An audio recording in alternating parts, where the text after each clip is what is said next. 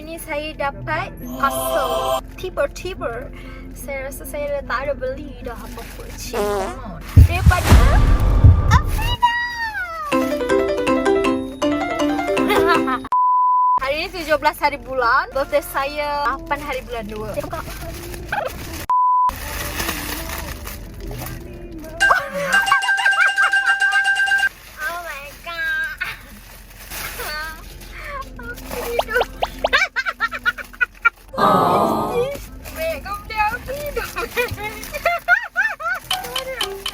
Sorry Domek, kasar-kasar. Awak lah. By the way, Afrina is my ex-roommate. Apa Domek? Aku baru faham. Oh my god.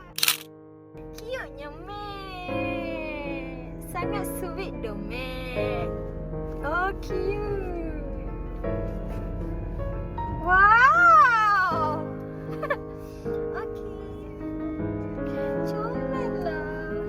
Okay, kita review di belakang dia. Kita try betulkan sikit. Mana pelik lah. Tapi thank you. So cute. Okay. Dah okay ke? Dah okay.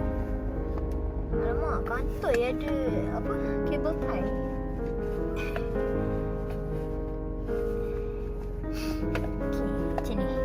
Aduh, kabel tie ni. Okay, review.